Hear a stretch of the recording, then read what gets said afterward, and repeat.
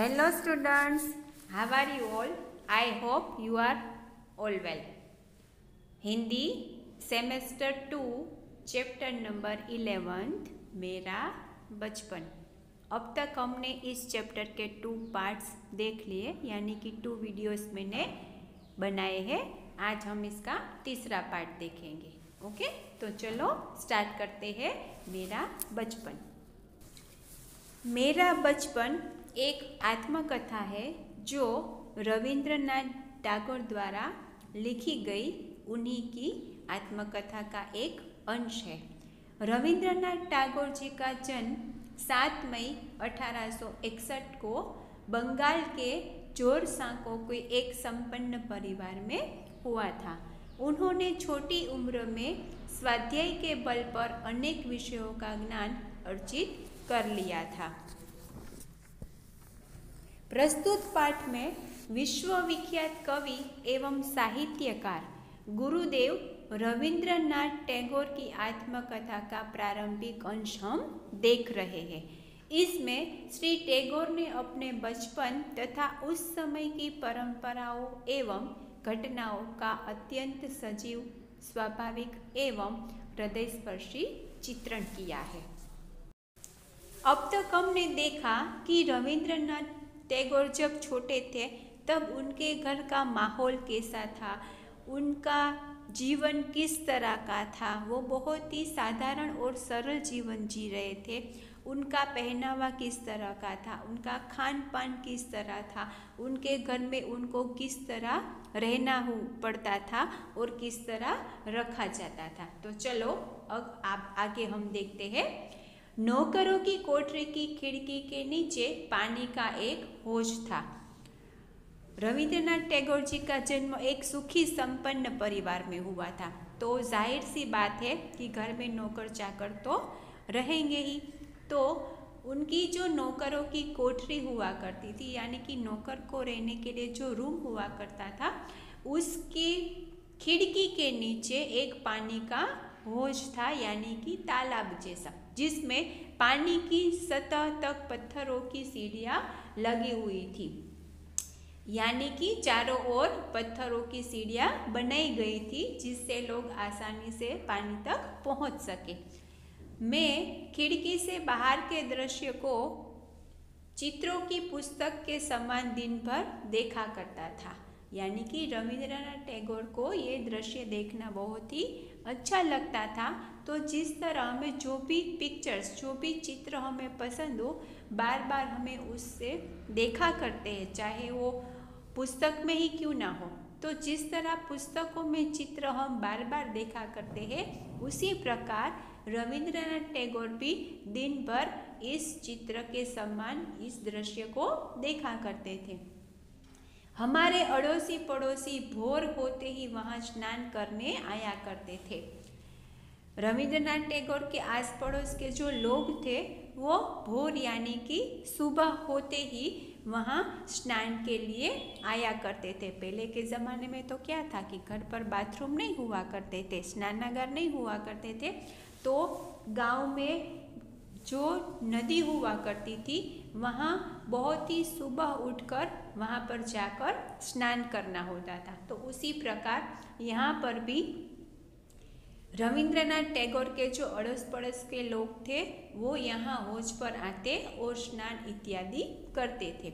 हर एक के आने का समय मुझे मालूम था और प्रत्येक के पहनने और ओढ़ने का ढंग भी मुझे भली भांति विदित हो गया था। यहाँ रविंद्रनाथ टैगोर हमें ये बता रहे हैं कि कौन कब आता, कब जाता और उनके पहनने का ढंग, उनको सब कुछ भली भांति विदित, मतलब उनको दिमाग में ये सब क्रियाएं एकदम अच्छी तरह से आ गई है, क्योंकि वो रोज़ एक का एक ही चित्र, उसके दृश्य उसके नज़र के सामने होता था कि कौन कितने बजे आया, कितने बजे गया, उन्होंने वहाँ आकर क्या किया, उसका ओढ़ने का ढंग, उनका कपड़े पहनने का ढंग, उनको भली भांति सब कुछ याद था। कोई तो वहाँ आकर कानों में उंगली डालकर बोला करता और किसी किसी को तो पानी में सिर डिपोने तक का साहस नहीं होता था। ये बता रहे हैं कि कोई लोग वहाँ आकर कानों में उंगली डालकर गोता करते, मतलब कानों में उंगली डालकर पानी के अंदर डुबकी लगाते, और किसी को तो पानी के अंदर जाने का भी साहस नहीं होता था। इसीलिए वह अपना अंगोछा पानी में भिगोकर उससे अपने शरीर को पोंछकर ही नहा लिया करते थे।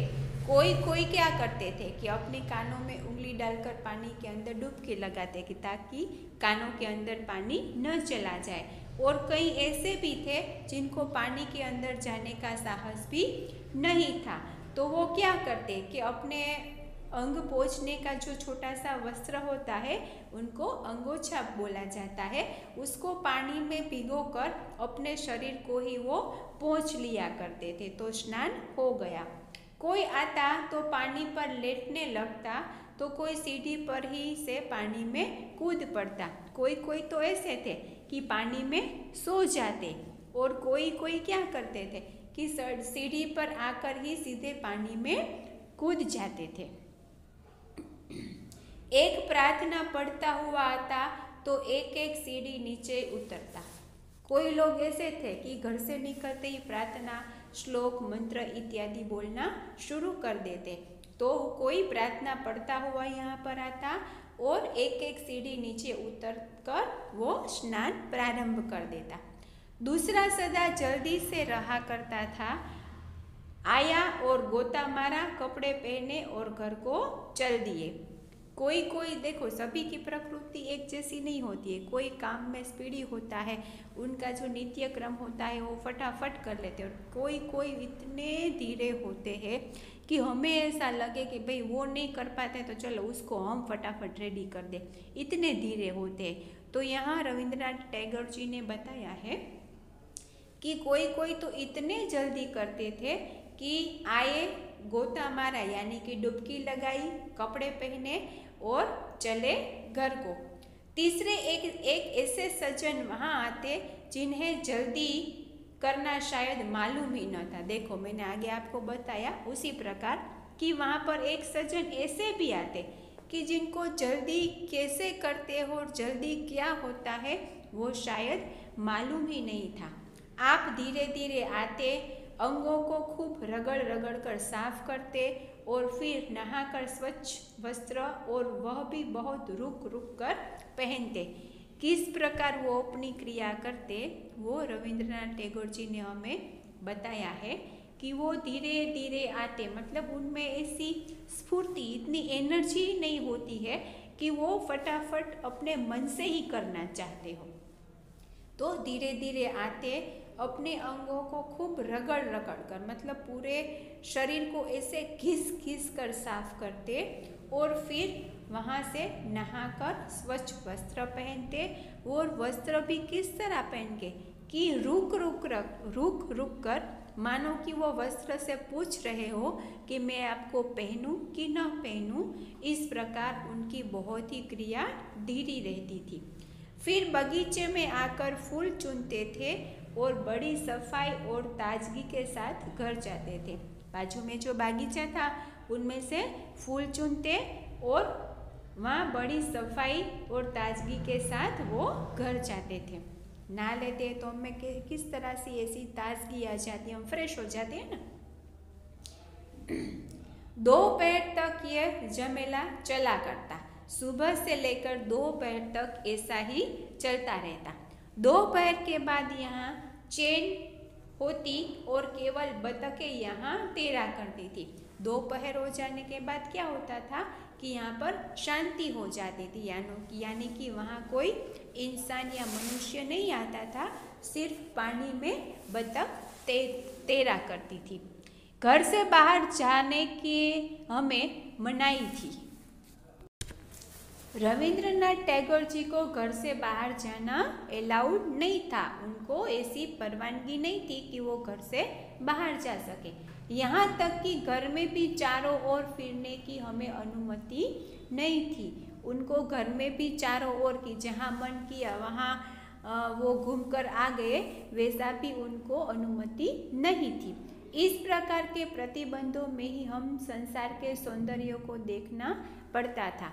घर में से बाहर जाना उनको अलाउड नहीं था, मतलब उनसे घर से मंजूरी नहीं मिलती थी कि वो घर से बाहर जाए और जहाँ भी मन किया वहाँ घूमे। अगर हम घर से बाहर जाए तो ये कुदरत ने जो प्रकृति का सौंदर्य दिया है वो हम अच्छे से देख सके, लेकिन इनको ये इजाज़त नहीं थी कि वो घर से बाहर जाए, इसीलिए उनको ये सब सौंदर्य जो था वो घर के अंदर से ही देखना पड़ता था।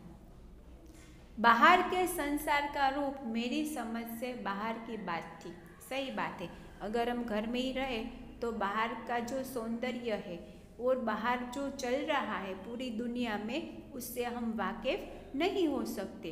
तो यहाँ रविंद्रनाथ टैगोर जी ने बताया है कि बाहर के संसार का रूप मेरी समझ से बाहर की बात थी। वो बाहर ही नहीं जाते थे, तो बाहर का जो रूप था, दुनिया किस प्रकार की थी, दुनिया कैसी थी, दुनिया के लोग कैसे थे, दुनिया में क्या चल रहा है, वो सब उन्हें पता नहीं चलता था। तो ये सब समझना उनके बस की बात नहीं थी, उनके समझ की बाहर की बात थी। उन दिनों दोपहरी में छज्जे पर खड़ा था। एक दिन क्या हुआ, दोपहर को वो छज्जे पर मतलब अपनी छत पर, टेरेस पर, अगासी पे खड़े थे। वहां से कलकत्ता, आज का जो कोलकाता शहर है, के अलग अलग ऊंचाई तथा आकार वाले घर भी दिखाई पड़ते थे। हम अपनी घर की टेरेस पर जाए तो हमें आसपास, हमारे घर के आसपास और जहाँ तक हमारी दृष्टि पड़े तब तक हम देख सकते हैं कि भाई आसपास क्या मकान है, कोई ऊंचाई वाले 1 मंजिला, 2 मंजिला, 3 मंजिला या बहुत सारी मंजिली वाली इमारतें हैं, वो सब हम देख सकते हैं। तो एक दिन रविंद्रनाथ टैगोर जी अपने घर की छज्जे पर गए और वहाँ से, जो वो कलकत्ता शहर में रह रहे थे, वहाँ से अलग अलग ऊंचाई तथा आकार वाले घर उनको दिखाई दिए। उन बहुत दूर के घरों के लोग आज छज्जे तथा ढके हुए जीने ऐसे लगते थे मानो वे घर मुझे अपनी तर्जनी दिखाकर आंख मिचकाते हुए अपनी भीतरी रहस्य का ज्ञान करा रहे हो। इन सभी ऊंचाई वाली इमारतों और अलग अलग आकार वाले घरों को देखकर रविंद्रनाथ टैगोर को ऐसा लगा कि वो सब मुझे अपनी ओर इशारा करके उसके अंदर जो रहस्यमय ज्ञान है वो मुझे करा रहे हैं। तो स्टूडेंट्स, आज का ये वीडियो लेक्चर हम यहीं तक रखते हैं। नेक्स्ट वीडियो लेक्चर में हम इसका नेक्स्ट पार्ट और आखिरी पार्ट देखेंगे। तब तक के लिए bye bye, thank you very much.